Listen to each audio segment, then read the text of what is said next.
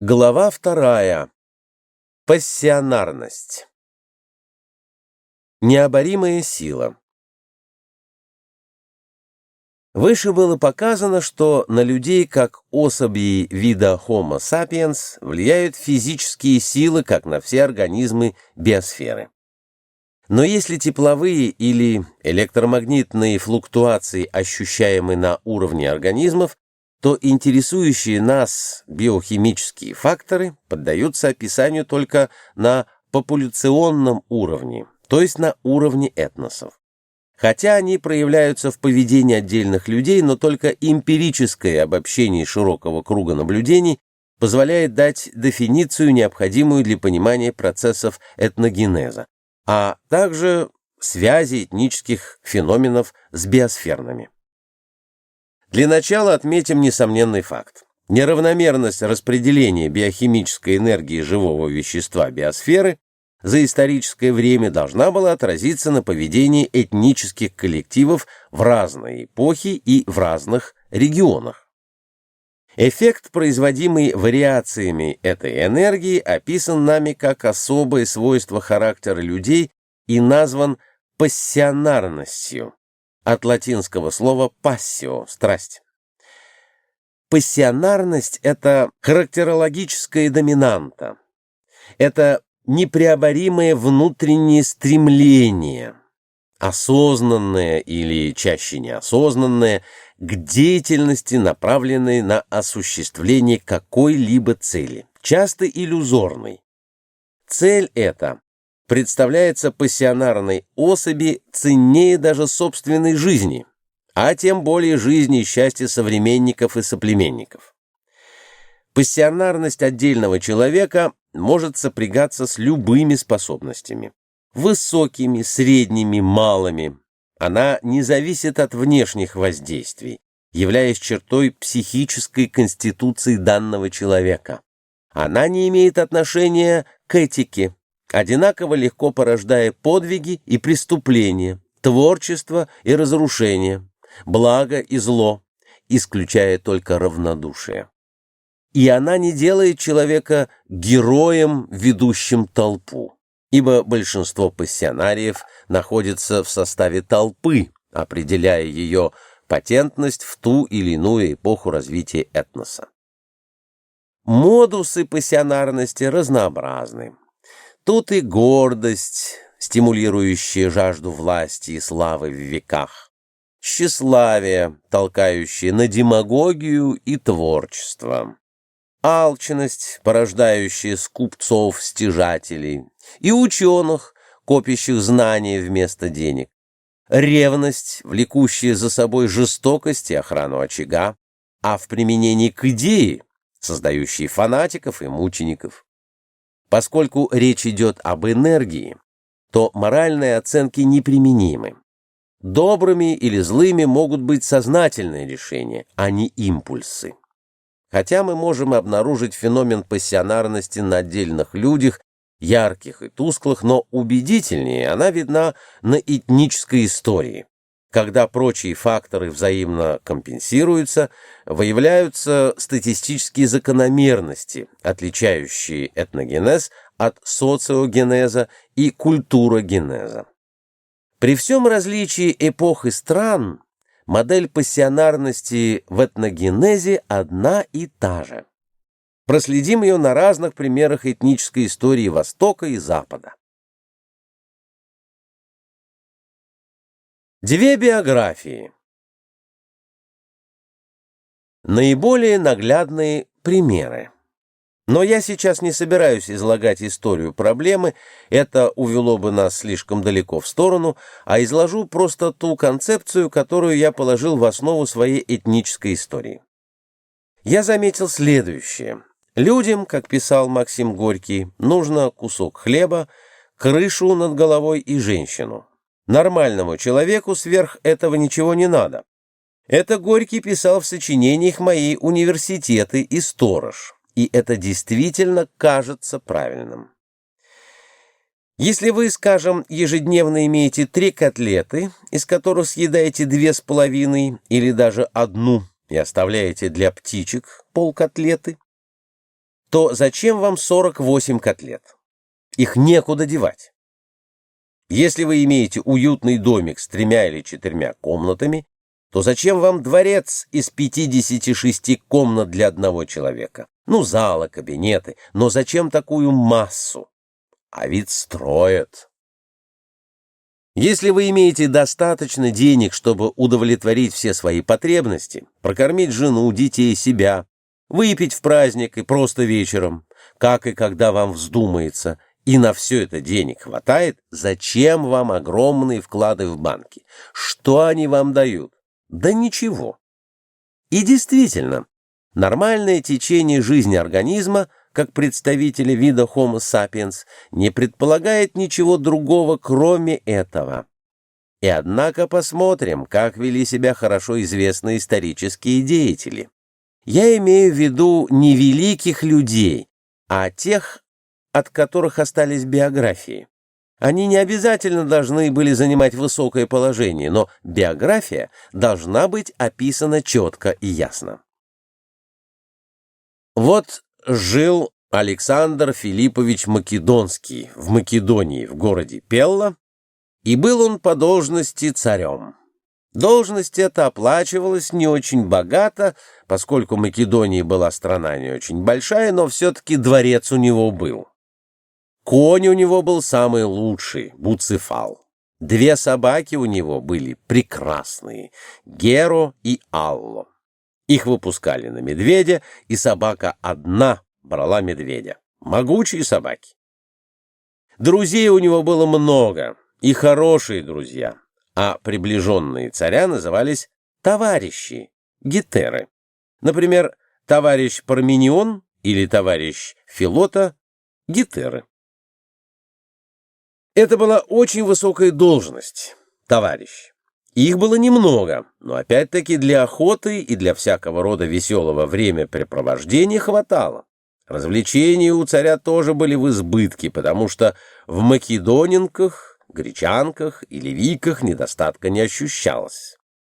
Для интеллекта у него был такой собеседник, какого не имел никто другой в мире — Аристотель. Его наняли, и он был учителем царя, а такого даже английская королева Виктория не могла позволить для своего сына Георга.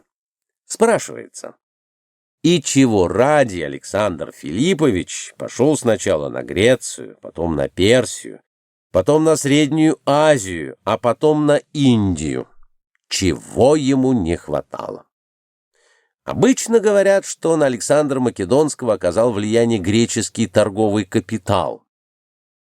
И хотя капитала тогда не было, но действительно были торговые круги Греции, которые стремились захватить персидские рынки. В Греции было довольно большое количество людей, умевших торговать. Греки до сих пор здорово торгуют. Жили они в Афинах и в Коринфе, но ведь Афины и Коринф выступали против Александра Македонского, а не за него. Ему пришлось взять Фивы, принудить к капитуляции Афины для того, чтобы обеспечить свой поход, то есть как раз эти, заинтересованные якобы круги купеческого капитала, были против войны с Персией. И действительно, зачем им было воевать с Персией, когда они могли совершенно спокойно с ней торговать? Завоевывать ее было не надо. Может быть, македоняне хотели сами невероятно разбогатеть. Но как раз все источники, все сообщения о личности Александра говорят, что только его личное обаяние заставило македонских крестьян подняться из своих деревень и отправиться в поход против персов, которые, между прочим, македонинам ничего плохого не сделали, и никакого ожесточения против персов у них не было. Так как македонин для похода не хватало, Александру пришлось привлечь греков. Но для того, чтобы иметь возможность навербовать там воинов, надо было завоевать Грецию. Вот каков был обходной путь. Александр взял Фивы, в то время самый укрепленный, самый стойкий из городов. Перебили в Фивах почти все население. Мужчин во всяком случае. Женщин и детей продали в рабство и сохранили только один дом поэта Пиндара. потому что Александр был человек культурный, интеллигентный, и дом оставил как памятник, а все прочие были сровнены с землей. Для чего? Для того, чтобы напасть на ничего не подозревавших и ничего ему не сделавших персов. Но даже когда македоняне захватили Малую Азию и разорили там такие города, как Эфес, Геликарнас, сопротивлявшиеся до последней стрелы, они уничтожали там не персидские гарнизоны, а греческих наемников, которые сражались за персидского царя против македонского захватчика. Довольно странная, казалось бы, война. Самое главное, что она никакого смысла для Македонии, да и для Греции не имела. Тем не менее, захватив побережье Малой Азии, что могло быть объяснено, допустим, стратегическими целями, стремлением расшириться немножко, создать места для колонизации, Александр отправился в Сирию. При Иссе он разгромил войско Дария, который бежал, а его жена и дочка попали в плен. Александр по-рыцарски обошелся с этими дамами. На дочке женился, хотя у него уже была жена, он взял другую и пошел завоевывать дальше Палестину и Египет. И тут пришлось ему взять Тир, который согласился подчиниться, но отказался впустить македонский гарнизон. Казалось бы, изолированный город на острове, никакой опасности не представляющий, юридически подчиняющийся, может остаться без внимания армии, которая ставит себе совершенно иные цели. «Нет», — сказал Александр, — «взять Тир». Тир пал впервые за всю свою историю. Ни одного живого тирянина, финикийца не осталось. Масса македонин погибла, потребовалось подкрепление из Македонии и Греции. Набор за набором вытягивали оттуда людей. Заняли Египет. Ну, казалось бы, хорошо, чего больше. Заложили Александрию прекрасно. Дарий предлагает мир и уступает все земли к западу от Ефрата.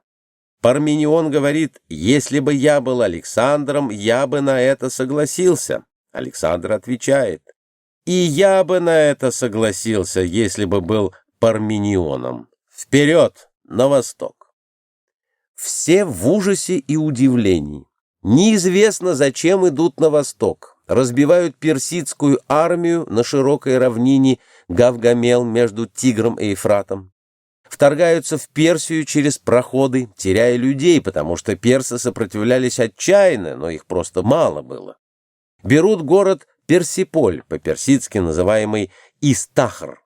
Устраивают по этому поводу большой банкет и спьяну поджигают великолепный дворец персидского царя. Дивное произведение искусства. Вот и весь смысл похода. Александр объясняет это тем, что когда-то давно, во время греко-персидских войн, персы сожгли Афинский Акрополь. Так вот он им отплатил. Но и афиняне за это время успели отстроить Акрополь, из деревянного сделали мраморный, и персы уже забыли про тот поход, в котором они были разбиты и принуждены отступить. Для чего все это? Об этом и современники не раз спрашивали Александра. Он говорил: нет-нет, с Персией надо покончить. Ну, ладно, думает, может быть, действительно царь такой умный, что он хочет покончить с врагами, а то те на нас нападут. И идет наступление через восточные пустыни Ирана.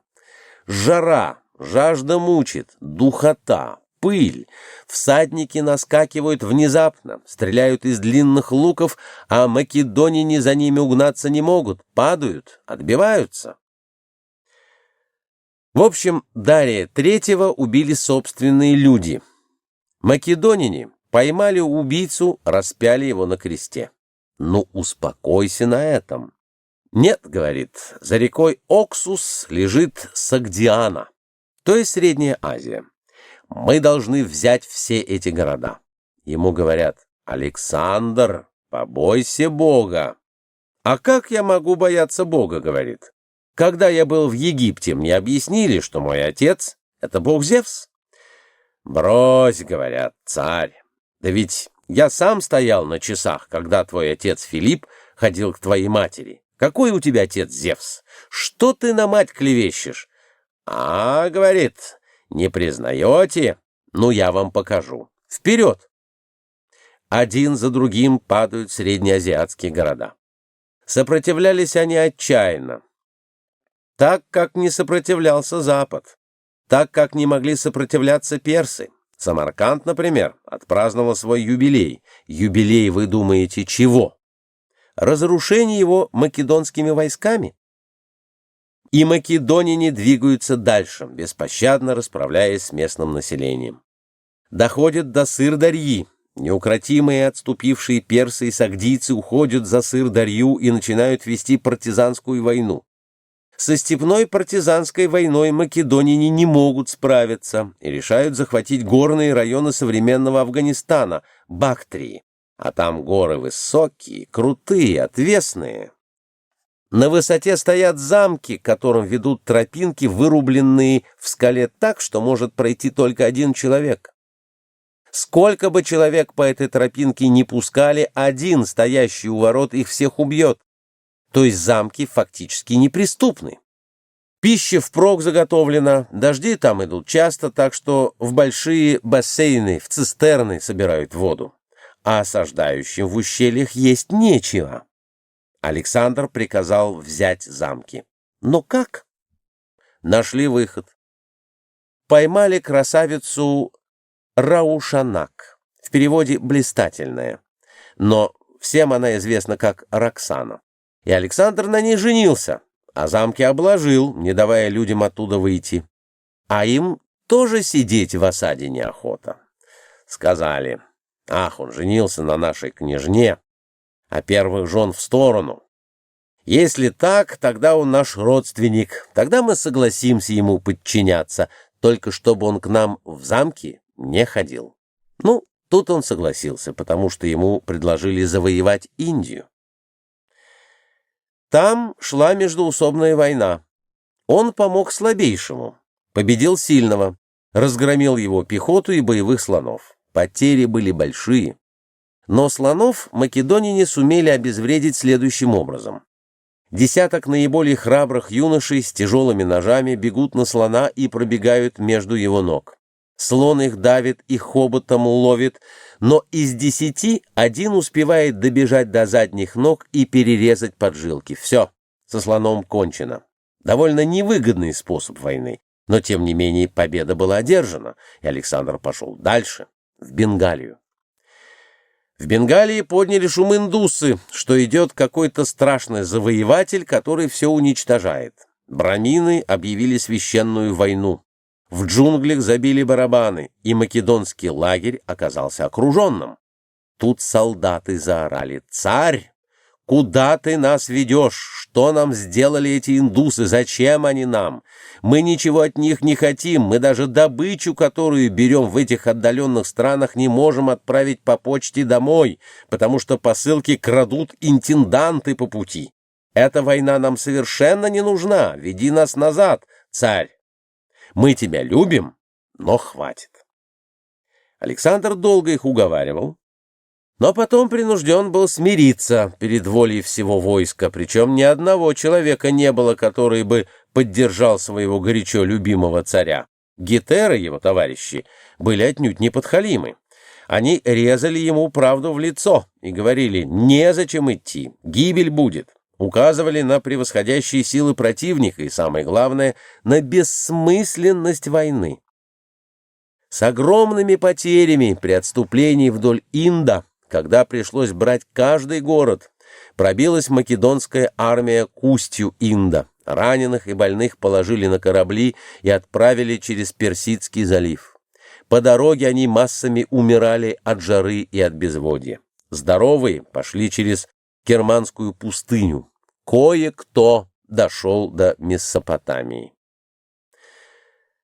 Царя пришлось вести, потому что в одном городе, название которого не сохранилось, он произвел следующий эксперимент. Расскажу, поскольку это для нас важно. Город отказался открыть ворота македонянам и сдаться. Тогда подтянули лестницы и поставили их к стенам, чтобы штурмовать город. Но лестницы оказались короткие, только одна была длинная. Царь первый полез по этой длинной лестнице, вскочил на стену. За ним лезут воины. Успели за ним вскочить еще 4 человека, но лестница подломилась, и все воины упали. Ничего особенного. Высота была не такая большая, но царь-то оказался на стене вражеского города один, и в него стреляют. Он посмотрел, увидел какой-то дворик внизу и спрыгнул в него. За ним спрыгнули 1 сотник и 2 его гетера, Птолемей и Селевк, и еще 4-й, но 4-го сразу убили. Тут воины вдруг увидели, что этот самый царь, который их завел в Индию, который заставлял их терпеть невероятные лишения, подвергал их смертельным опасностям без всякой пользы, сам в опасности. Возник порыв. Македоняне вырвали какие-то деревья, какие-то палки связали, полезли на стену. Влезли и смотрят, царя уже ранили метательными камнями. Он лежит почти без чувств. Селевк и Птолемей держат над ним щиты и своими короткими мечами отбивают индусов, а 4-й сотник лежит вниз лицом, уже убитый. Ах так, царь в опасности! Ребята, бей! От города даже имени не осталось. Но Александр не мог оправиться от этой раны, она его мучила до конца дней. Вернулся он почему-то в Вавилон, который был уже заброшенным городом, но с историческими традициями, неудобный как столица, но шикарный. Александр объявил его столицей своей империи и вскоре умер. А теперь попробуем разобраться, чего ему, Александру, было надо. Это вопрос, с которого я сам начал свое исследование. Александр говорил, а Ариан записал, что нужна была ему слава, что он хотел так прославиться и прославить свой народ, чтобы о нем говорили потомки в веках и по всему миру. И этой цели он достиг. Но вот вопрос: а что такое слава? Не съесть, не выпить, не поцеловать? Для чего она? Она ничего не обеспечивает, ни своей жизни, ни богатства, ни потомства. Для нее Александр умер в 33 года от истощения, возможно, даже от яда, оставив потомство, обреченное на гибель, потому что его детей прикончили его полководцы, разделившие доставшееся им наследие, и несчастных жен его убили. Для чего он все это сделал? После смерти Александра схватились между собой его полководцы диадохи. Это была страшная война. И империя развалилась. Казалось бы, он не достиг ничего. Но имя его мы знаем, биография его сохранилась. А он этого и хотел. Чего? Иллюзии. Может быть, богатство? Александр щедро раздавал богатство. Нет, он не хотел богатства для себя. А те люди, которым он раздавал награбленное золото, вернувшись домой, что с этим золотом делали? Да пропивали. Ведь это же солдаты, уставшие после походов, им незачем было копить, завтра опять позовут их в бой. Зачем собирать имущество? И они бросали непропитое золото, раздавали его своим подружкам и шли воевать снова, причем на этот раз они уже воевали друг против друга. Одни за Антигона, другие за Селевка, третьи за Птолемея, четвертые за Пердикку и так далее. И никаких лозунгов им не выкидывалось, а просто говорилось: «Братцы наших бьют». И этого было достаточно. Значит, Александр стремился к иллюзии. Но, может быть, это исключительный случай? Давайте присмотримся. Может быть, речь идет о каком-то фантастическом, сумасшедшем царе, который использовал свое служебное положение во зло своему народу и всем окружающим. Возьмем кого-нибудь другого, биография которого тоже хорошо известна. Лучше известны, между прочим, биографии людей древности, чем средневековья. Вот Рим, выигравший только что страшную Пуническую войну, победивший Карфаген, захвативший всю Италию.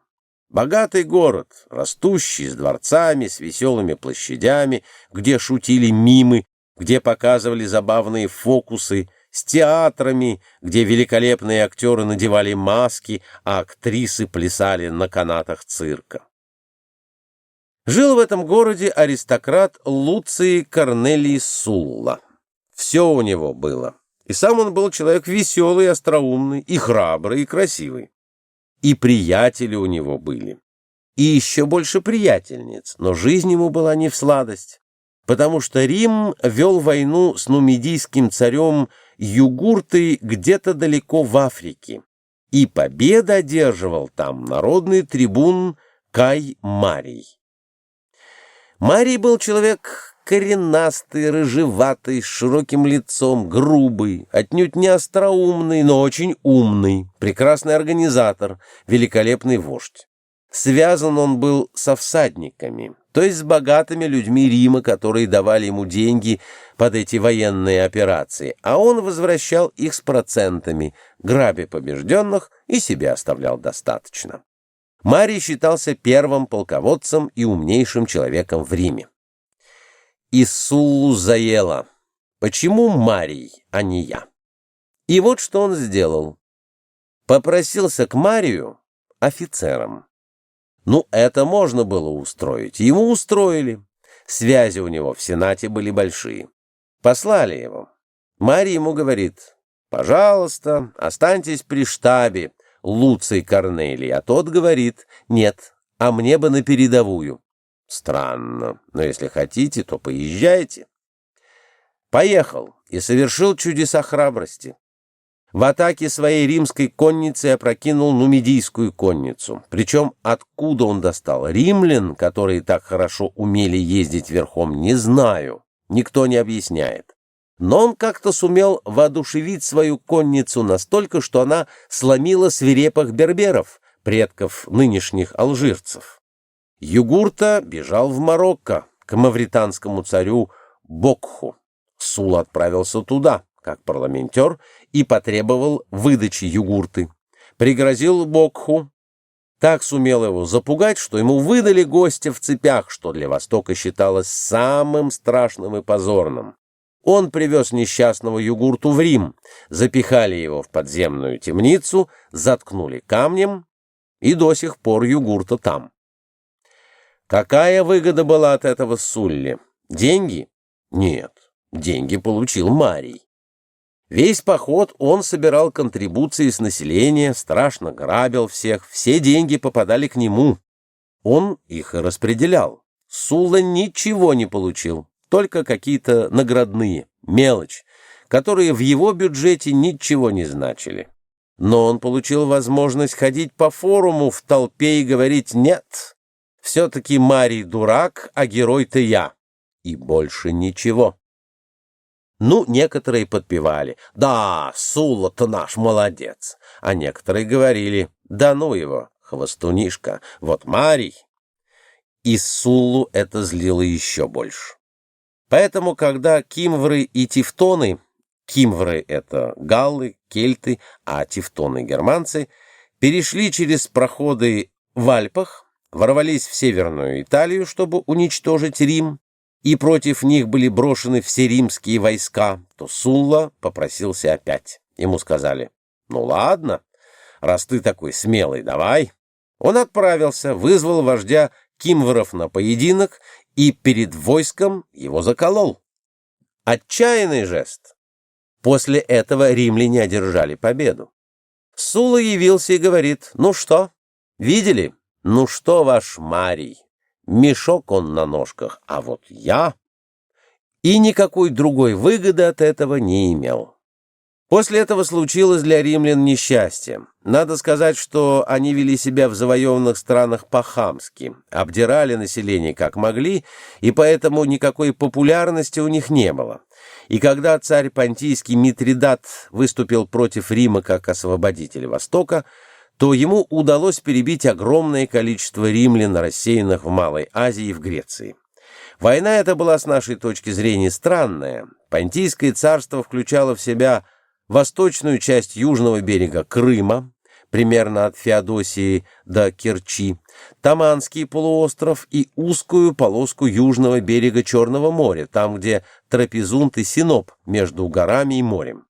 И вот это царство выступило воевать против всей Римской республики, которая уже включала в себя, кроме Италии, Греции и Северной Африки, Испанию и часть Галлии, Южную Францию. Казалось бы, война неравная, но тем не менее Митридат имел огромные успехи. Сула потребовал, чтобы его послали на эту войну. Его было назначили полководцем, но тут Сенат сказал: «Хватит, дай поработать и другим». И назначили кого-то другого, ставленника Мария. Сула обиделся, вернулся в свой лагерь к солдатам, которых он хотел вести воевать, и обратился к своему легиону, объявив: «Солдаты, нас отставили от похода». Те в ответ: «Как? Что? Ах, как досадно! Вот мы думали сходить на войну». Тогда к войне было совсем иное отношение, чем сейчас. Тогда люди хотели попасть на войну, а не бежали от нее. Сула говорит: «Что? И вы так разговариваете, квириты, то есть граждане?» Этим он их страшно оскорбил. Он должен был их назвать милитес, воины. Те: «Почему ты смеешь нас так называть?» «Потому что вы дерьмо», — сказал им Сулла. «Сидят там старые идиоты в Сенате, под дудку Мария принимают решения, а мы что, терпеть будем?» Те сказали: «Нет, не будем терпеть, веди». И Сулла скомандовал им: «В поход, в ряды, шагом марш на Рим». Рим был довольно далеко. Там узнали, что Сула идет наводить порядки со своим легионом. Рим огородился баррикадами. Подошли к баррикадам вечером. Сула приказал зажечь факелы, снял шлем, чтобы было видно, что он идет впереди штурмовать свой родной город. Сломал баррикады, не боясь ничего. Вошел в Сенат, потребовал, чтобы собрались сенаторы и изменили свое решение, и его, Суллу, послали бы на восток воевать против Митридата и его войска. Сенат послал Суллу, и он действительно победил Митридата, разрушил Коринф, захватил Афины, уничтожил массу культурных ценностей, а Марий за это время произвел государственный переворот. Взял власть в свои руки и стал истреблять всех знакомых Суллы. А так как людей у Марии не хватало, то он вооружил и собственных рабов, дал им в руки оружие и велел им бить своих противников, свободных рабовладельцев. Рабы рады. Они как поймают кого, так засекают розгами до смерти и сенаторов, и всех, кто голосовал за Суллу. А Сулла был связан. Он воюет, ему вернуться нельзя. Но когда Сула победил, он вернулся обратно в Италию, переплыл через Адриатическое море и начал войну против марианцев со своими легионерами, ветеранами, боевыми товарищами. Он победил Мария. Марий убежал и погиб где-то в Африке за развалинами Карфагена. И тогда Сула сказал: «Нет, такого безобразия, как Марий, я не допущу. Я знаю, кого надо убивать. Вот списки людей, которых надо убить. Проскрипции. Вот этих можно, а всех прочих нельзя». Но в проскрипциях было столько людей, что хватило надолго. Перебили. Сулла был объявлен пожизненным диктатором Рима. Некоторое время побыл им. И любопытно, чем он кончил. Он сказал: «Теперь порядок наведен. Мне надоело вами управлять. Я пойду домой. Возвращаю власть Сенату, восстанавливаю республику». Сложил с себя власть и пошел домой пешком. Какой-то молодой хам стал его страшно поносить.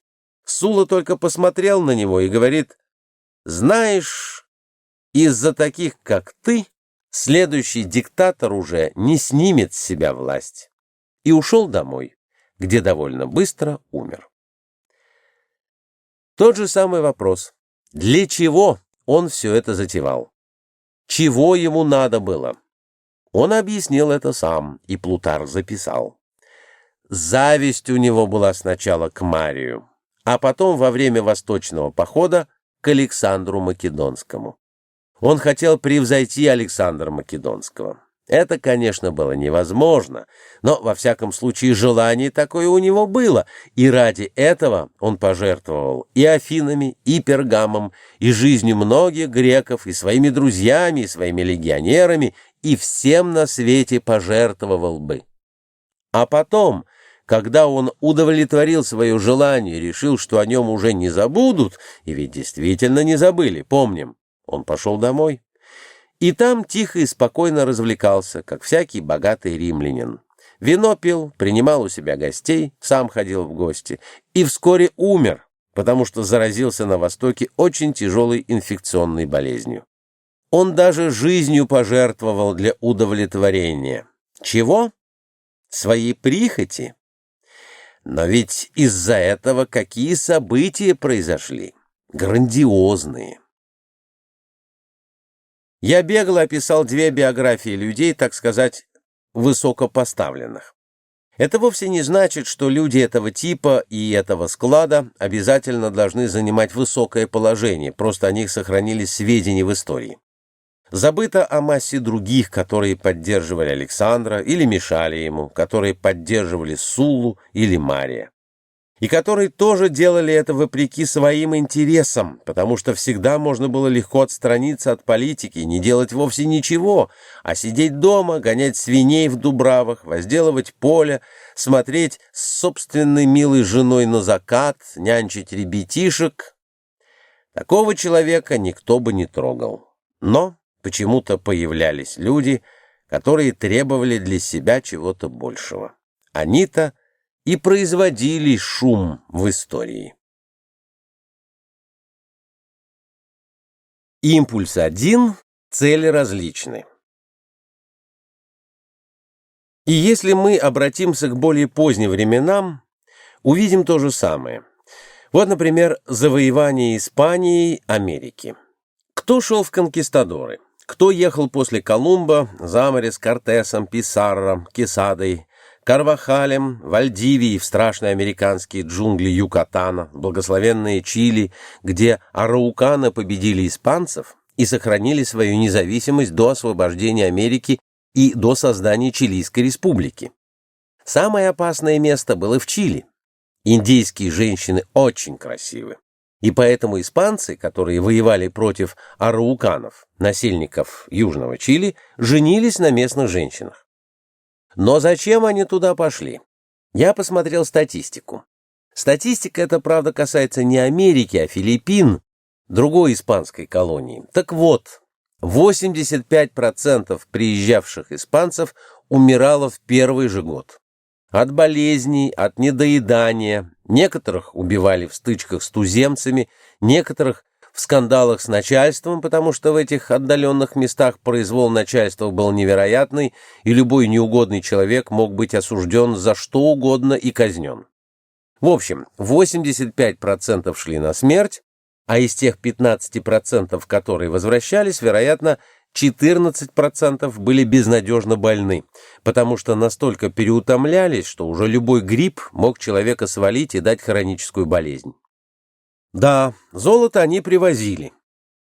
Но это золото им было не на что тратить, ибо золота стало столько, что в Испании дико вскочили цены и на вино, и на оливки, и на хлеб, и на ткани. То есть выгоды от этих походов не было. Но была алчность. Алчность их точила. Получить золото, которое само по себе и не нужно, но важно, как знак твоих подвигов, как знак свершения. Бывало и по-другому. В свое время меня, например, очень удивили описания путешествий Орельяны. Это испанский капитан, открывший Амазонку. Они воевали там с индейцами в районе современного Эквадора на склонах Анд. Орельяно спустился на восток, увидел, что текут большие реки, и, решив узнать, куда эти реки текут, увлек за собой свой отряд. Пищи почти не было, снабжение там было очень плохое, а переходы длинные. Индейцы, из которых они делали носильщиков, от непосильного труда умирали в большом количестве, но тем не менее Орельяно увлек весь свой отряд, в котором были и интеллигентные люди, которые оставили записи, например, капеллан отряда Гаспар де Карвахаль. Он вел дневник, и это было его главное занятие. Сейчас этот дневник опубликован. Они спустились по Амазонке, причем им встречались там разного рода индейские деревни. По рассказам Карвахаля, это были большие поселения, не такие, как сейчас, а гораздо больше. Но там жили самые примитивные индейцы, у которых никакого золота не было. Откуда в Амазонии золото? Так мы, писал этот падре, мы золото особенно и не искали. Мы искали, что покушать. Голодные плыли на лодках и на плотах по реке, самой большой и многоводной в мире. И, наконец, выплыли, больные, усталые, замученные, напуганные страшными аллигаторами, огромными анакондами, которые заглатывают и больших аллигаторов, а уж человека, большой анаконде, ничего не стоит проглотить. В общем, выплыли в море, добрались до испанских колоний на острове Кубагуа к поселку Новый Кадис и отдохнули. Орельяне дали титул маркиза за открытие этой огромной реки, дали наградные, потому что у него никаких своих богатств не было. Что же сделал Орельяно после этого? На полученные деньги снарядил новую экспедицию и отправился снова на Амазонку, но уже не вернулся. Зачем? Обратим внимание на то, как проявляют себя такого типа люди в зависимости от тех целей, к которым они стремятся. Ведь не все они хотят лидерствовать и быть вождями. Вот Ньютон. Он потратил свою жизнь на решение двух кардинальных научных проблем – создание механики и толкование апокалипсиса. Только это его и интересовало. Жены он не завел, богатства не накопил, ничем не интересовался, кроме своих идей, жил дома с экономкой и работал. И когда король Англии Карл II сделал его пэром, он, как добросовестный человек, ходил в парламент и высиживал там все заседания. Я бы на его месте этого не делал. Но за все это время он сказал там только два слова: «Закройте форточку». Все остальное его не интересовало. Вот пример человека, который отнюдь не стремился к лидерству, но вместе с тем он вел полемику, спорил, доказывал свою правоту. Он был искренний протестант и враг католиков, то есть у него были все человеческие качества, но целью его жизни была жажда знаний, которые мы можем назвать модусом алчности. Скупой рыцарь собирал деньги, а Ньютон собирал знания. Тот и другой были алчными, но не тщеславными. И наоборот. Мы можем найти сколько угодно актеров, которые безумно тщеславны, или поэтов, которые ради своей популярности готовы пожертвовать всем, чем угодно. Немножко изменяя своему хронологическому принципу, приведу вполне известный пример. Иван Сергеевич Тургенев. Сначала он писал небольшие жеманные рассказы, которые в 40-х, начале 50-х годов имели большой успех. А когда люди увлеклись общественными темами, он почувствовал, что интерес к нему слабеет. Тогда он решил овладеть умами молодежи и бахнул Рудина, потом «Накануне», потом «Отцы и дети» и пошел. Романы были так себе, но дело не в этом, а в том, что модусом его страстности было тщеславие. И он пожертвовал, вообще говоря, всеми своими человеческими способностями для того, чтобы добиться окончательного и бесспорного успеха у молодежи, которая была законодателем вкусов и мод. Кончилось это для него печально.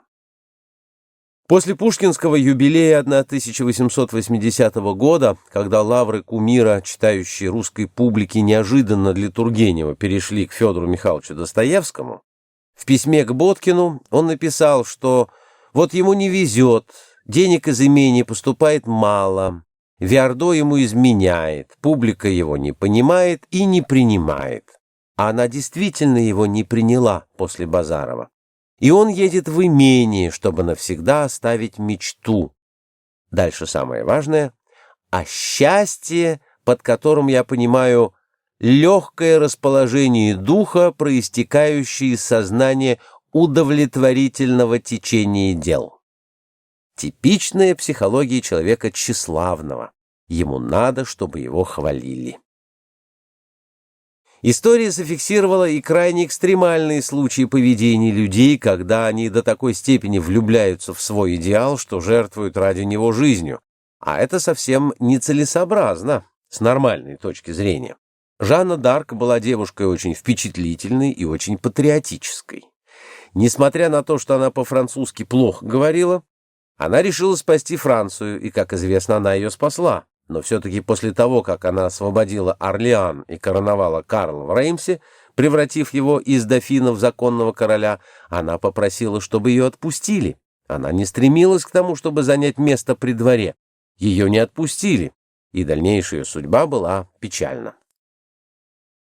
Я попытался показать, что есть люди, которые стремятся в большей или меньшей степени к идеальным иллюзорным целям.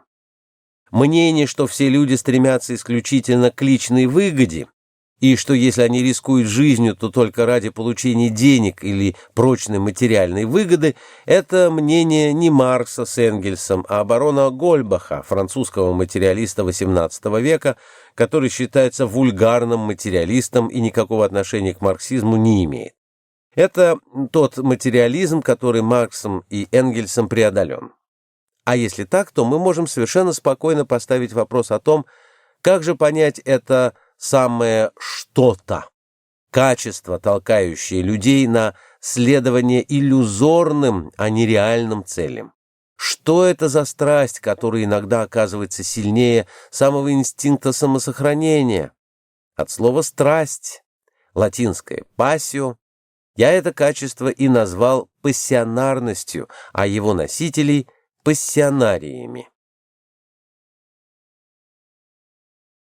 Степени пассионарности. Несомненно, что подавляющее число поступков, совершаемых людьми, диктуется инстинктом самосохранения, либо личного, либо видового. Последнее проявляется в стремлении к размножению и воспитанию потомства.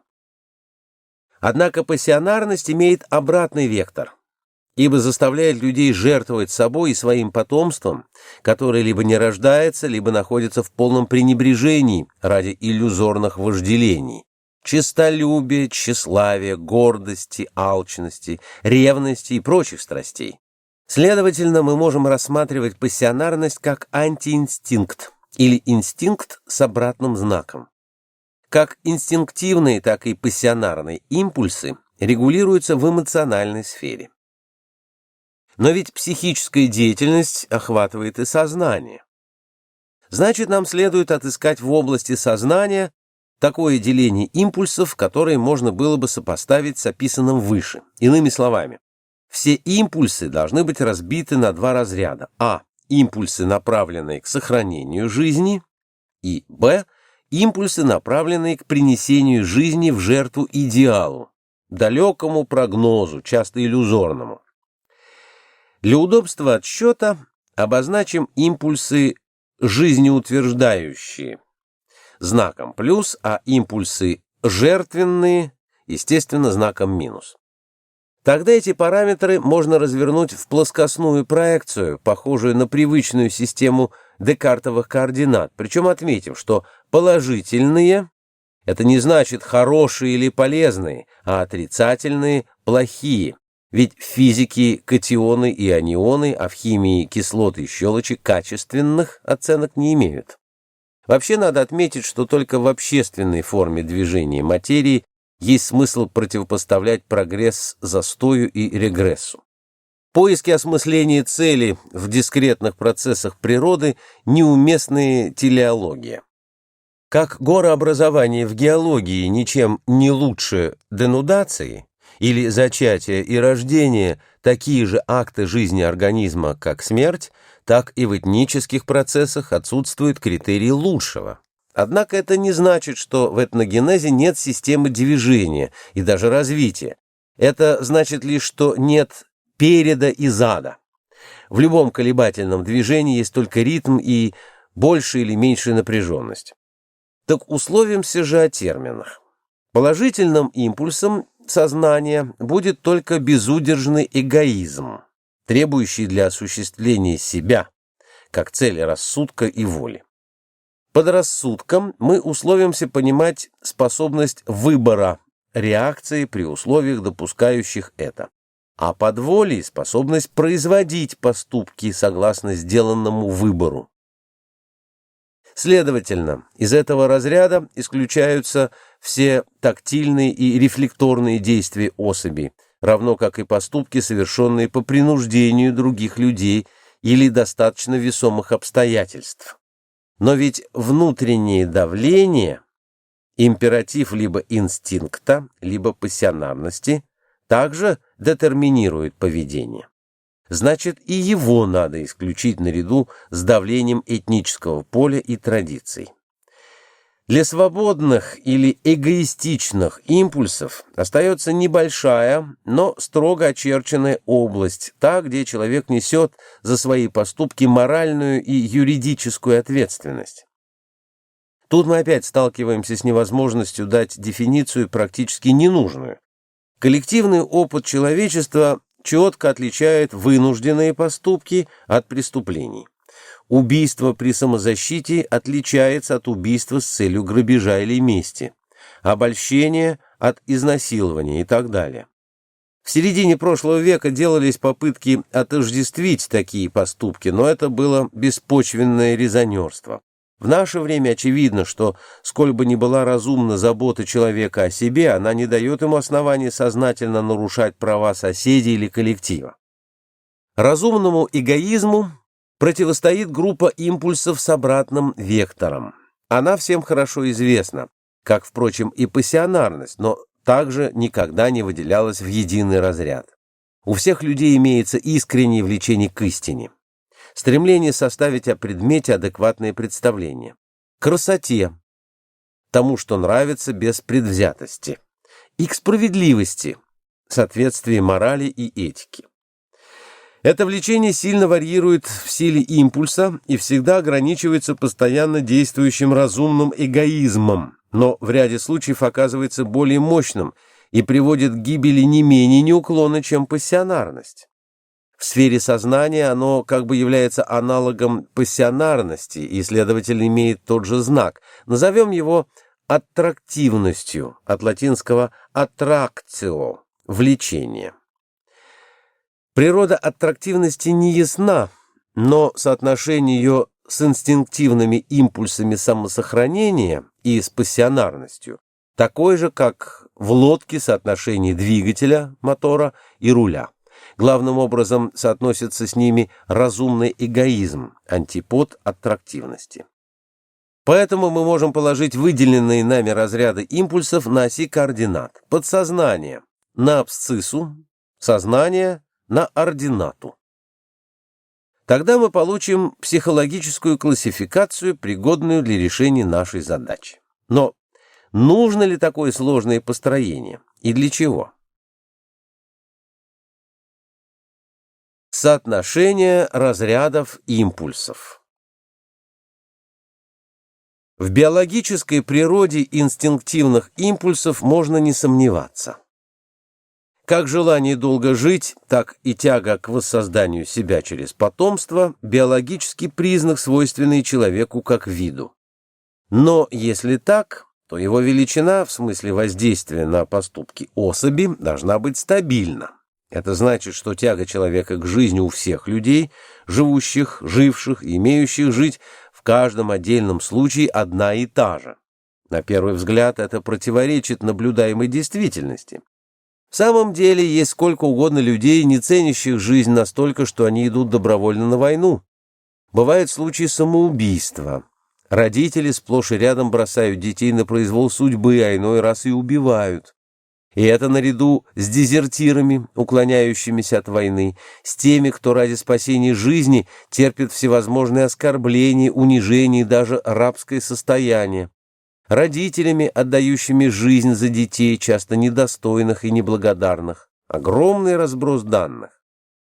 Не напоминает ли это мнение древних о том, что тяжелые тела падают быстрее легких?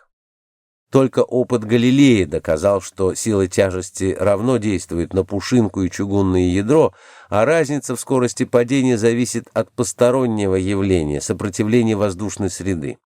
То же самое имеет место в проблеме, занимающей наше внимание. На воображаемом рисунке на той же линии лежит обратный импульс пассионарности. При алгебраическом сложении он погашает ту или иную часть положительной абсциссы, а иногда даже всю. Величина импульса P, пассионарного напряжения, может быть меньше импульса инстинкта, величина, которую удобно принять за единицу, равна ему и больше его. Только в последнем случае мы называем человека пассионарием. При равенстве величин идеально гармоническая личность, что-то вроде Андрея Болконского.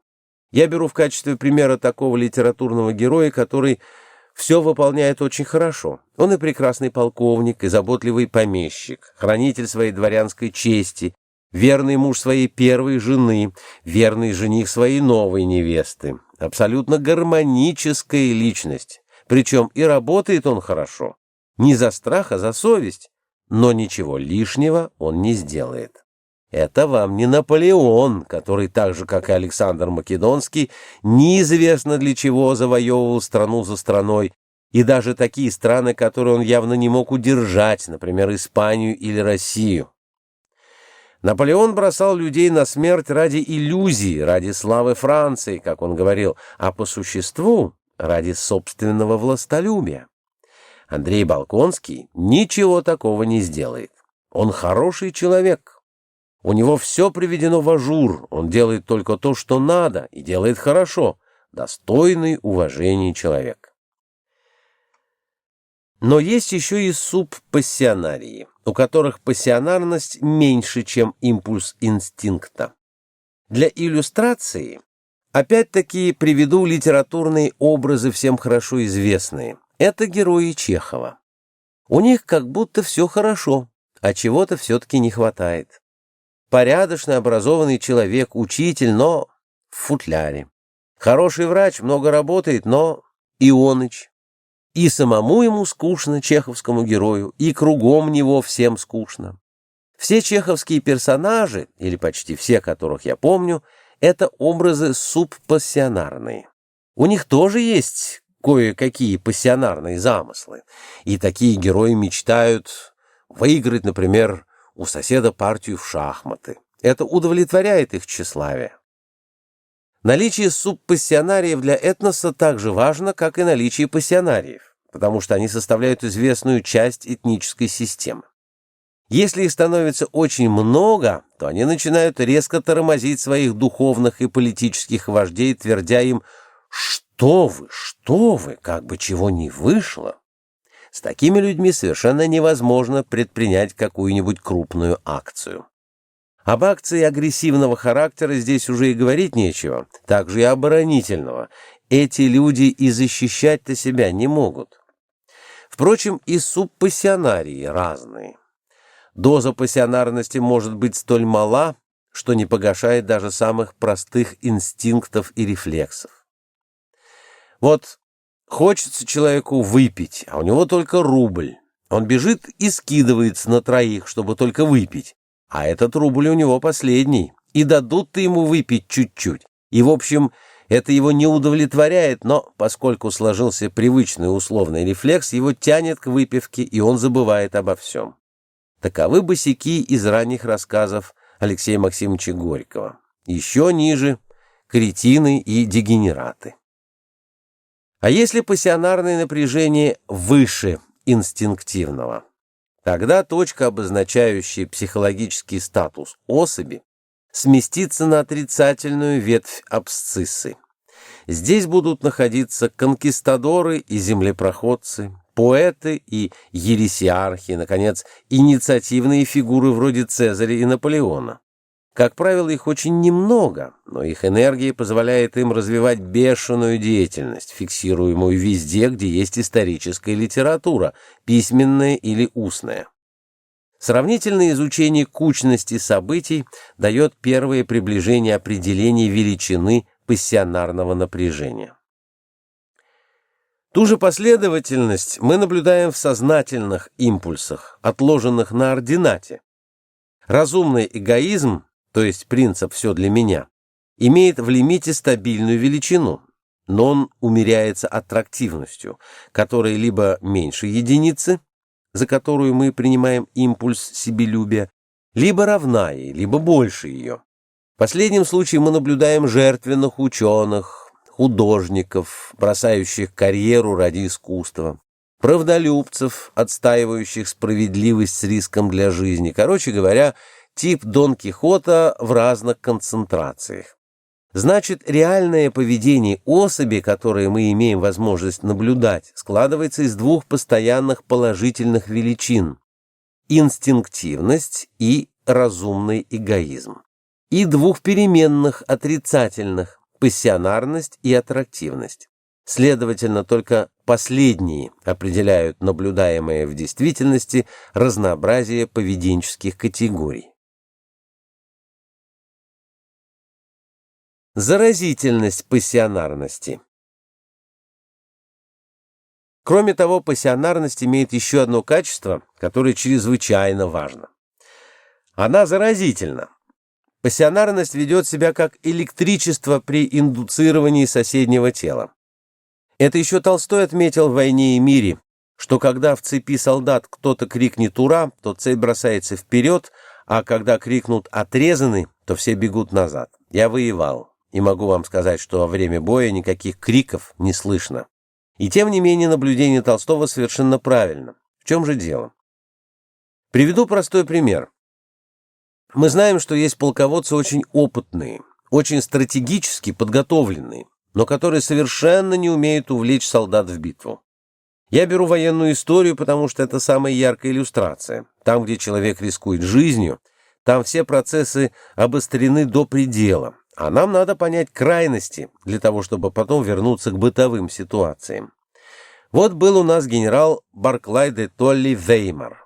Очень толковый, очень храбрый человек, очень умный, составивший план победы над Наполеоном. Все он умел делать. Единственное, чего не мог, это заставить солдат и офицеров себя любить, за собой идти и слушаться себя. Поэтому пришлось заменить его Кутузовым, и Кутузов, взяв план Барклая де Толли и в точности его выполнив, сумел заставить солдат идти и бить французов. Поэтому совершенно правильно, у нас перед Казанским собором памятники этим двум полководцам стоят рядом. Они оба одинаково много вложили в дело спасения России в 1812 году, но Барклай де Толли вложил свой интеллект, а Кутузов свою пассионарность, которая у него бесспорно была. Он сумел как бы наэлектризовать солдат, он сумел вдохнуть в них тот самый дух непримиримости к противнику, дух стойкости, который нужен любой армии. Этим качеством в огромной степени обладал Александр Васильевич Суворов. Когда Павел I бросил русскую армию в Италию против стойких французских армий, которыми командовали лучшие французские генералы Макдональд, Моро, Жубер, Суворов одержал 3 блестящие победы при помощи небольшого русского корпуса и вспомогательных австрийских дивизий. Причем одержали победы именно русские части, хотя австрийцев никто в то время не мог обвинить ни в трусости, ни в слабой боеспособности. Это ведь были такие же славяне, хорваты, словаки, чехи, и они воевать могли.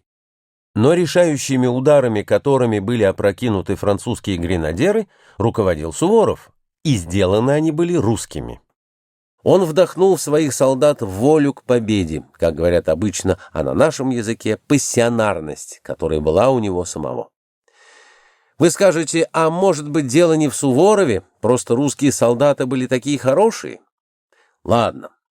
А Аустерлиц, а Фридланд, А Цюрих, где нам наклеили по 1 число, у Суворова было 30 тысяч, а у римского Корсакова 60 тысяч. Надо сказать, что Корсаков тоже был полководец толковый, но вся армия капитулировала около Цюриха, окруженная французами. Так что дело, очевидно, не в числе.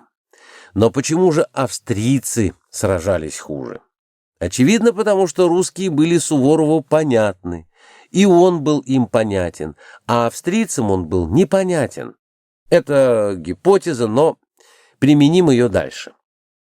Австрийцы потребовали, чтобы Суворов вместо того, чтобы вторгнуться во Францию и вызвать там восстание роялистов и жерандистов, пошел воевать в Швейцарию. Дело было безнадежное, и он там оказался окружен французами. Суворов протестовал против этого похода, но не мог повлиять на австрийских чиновников Гофкригстрата. Потеряв в Швейцарии все свои пушки, сохранив только знамена, потеряв 4-ю часть своих людей, Суворов вывел остальную армию из окружения и был в Вене отмечен императорскими почестями, потому что в войне против французов это был первый настоящий успех, хотя и при тактике отступающей армии. Но ведь Суворов не мог провести ни одного своего начинания среди австрийцев и немцев. И надо сказать, что и немцы с трудом проводили, как мы видели на примере Барклая де Толли, свои очень умные начинания среди русских. Так с чем же связана индукция пассионарности? Очевидно, с каким-то настроем, который является связующим этнос началом. Что это за настрой? И тут мы вспомним то, о чем говорили ранее. Каждый живой организм обладает энергетическим полем. Теперь мы уже можем сопоставить его с описанием особенностей этноса и, следовательно, назвать этническим полем, создаваемым биохимической энергией живого вещества. Так вот, если принять эту энергетическую модель силового поля, и применить ее к проблеме этноса, то этнос можно представить себе в качестве системы колебаний определенного этнического поля. А если это так, тогда мы можем сказать, в чем же различие этносов между собой. Очевидно, в частоте колебаний поля, то есть в особом характере ритмов разных этнических групп. И когда мы чувствуем своего, это значит, что ритмы попадают в унисон или строятся в гармонию. Когда в унисон ритмы не попадают, мы чувствуем, что это чужой, не свой человек. Эта гипотеза на современном уровне наших знаний удовлетворительно объясняет все наблюдаемые этнические коллизии. Даже если она будет заменена какой-либо другой, дело не изменится. Наша задача — описание феномена, а интерпретация его причин может в будущем варьировать, что не будет влиять на полученные нами результаты.